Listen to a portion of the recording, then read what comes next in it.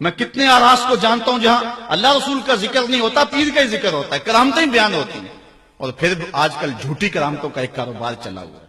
عجیب رنگ ڈھنگ ہے، عجیب بات ہے، خوابیں گھڑی جا رہی ہیں، کرامتیں گھڑی جا رہی ہیں۔ میرے پاس بھی کئی لوگ آئے خوابیں لے کر، جی یہ ہم نے دیکھا ہے۔ میں نے کہا تم نے دیکھا ہوگا، میں نے نہیں دیکھا ہے۔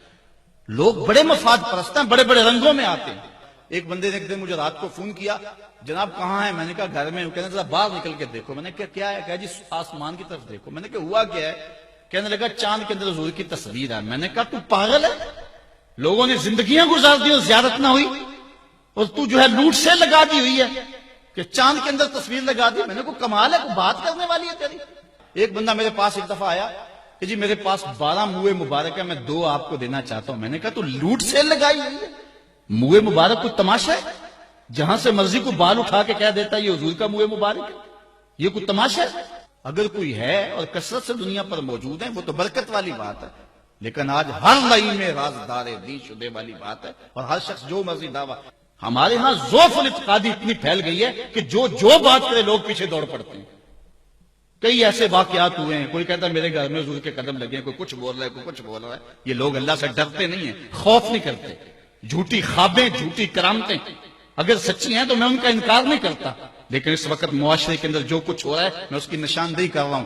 اپنے بھی خفا مجھ سے ہیں، بیگانے بھی ناخوش، میں زہر حلاحل کو کبھی کہہ نہ سکا کنگ، بات وہی کہتا ہوں سمجھتا ہوں جسے حق، نئے ابلۂ مسجد ہوں نئے تہذیب کا فرزند۔ اور اس کے ساتھ پھر خرافات یہ جو شامل ہو چکی ہیں، اس نے معاشرے کو پیس کے رکھ دیا۔ جو مزارات پہ ہو رہا ہے ہم ڈٹ کے اس کا انکار کرتے ہیں، اللہ کے علاوہ کسی کے سامنے سجدہ جائز نہیں ہے، بلکہ ہمارے امام احمد رضا خان فاضل بریلوی نے لکھا ہے، آپ فرماتے ہیں کہ سجدہ قبور بالاتفاق حرام ہے، اور طواف قبور بالاتفاق حرام ہے، زیارت قبور بالاتفاق جائز ہے، بوسہ قبور مختلف فی ہے، احوط یہ ہے کہ نہ دیا جائے، یعنی بوسے سے بھی اگر گریز کر لیا جائے تو کسی کو کوئی اور شائبہ نہ ہو تو یہ بھی بہتر ہے۔ لیکن خیر بوسے کے بارے علماء قائل ہیں، اس پر دلائل بھی موجود ہیں، لیکن قبروں کے سامنے یوں ہی کھڑے ہو جانا اور کھڑے ہو کر کے یوں سر جھکانا یہ جائز نہیں ہے۔ اللہ یہ تو اس کو بھی پتا ہے کسی کے آگے سر نہیں جھکانا۔ حضرت مجدد کی تعلیم کیا تھی؟ یہی بات کہی تھی اکبر نے کہ سجدہ نہیں کرتے تو ساری جھکا دی، آپ نے فرمایا نہیں جھکاؤں گا۔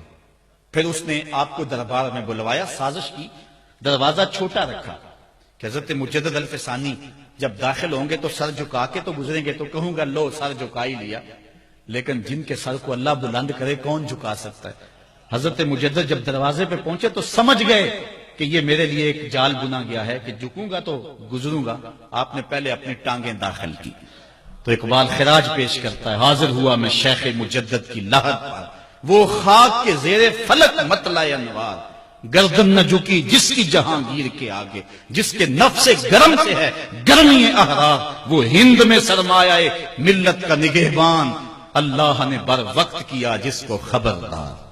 اس لیے کسی کو اپنے سامنے جھکانا یا کوئی میرے لیے کھڑا ہو، حضور نے یہ بھی فرمایا کہ جو شخص یہ ارادہ رکھے کہ میرے لیے لوگ کھڑے ہوں اپنا ٹھکانہ جہنم میں تلاش کرے۔ آج خود اگر کوئی کھڑا ہو جائے تو یہ اس کی مرضی، اور حضرت سعد آئے، حضور نے فرمایا قوموا الی سیدکم، یہ تمہارا سردار آیا، اس کا اٹھ کے استقبال کرو۔ لیکن اگر کوئی خود چاہے کہ میرے لیے کھڑے ہوں تو اس کے لیے یہ وعید فرمائی۔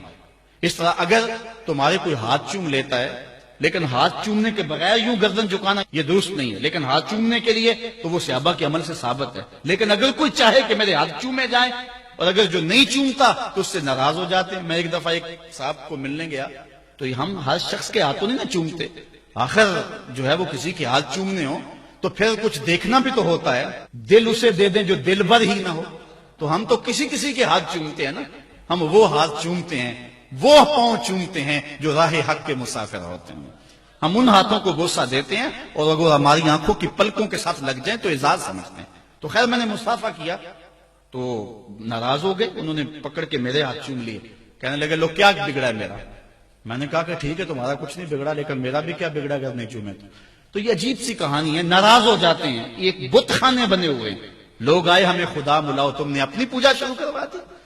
لوگ آئے کہ خدا کا نام جپا جائے اور تم صرف اپنی ہی خوشامد چاہتے ہو، ہر وقت تمہارا ہی ذکر ہو۔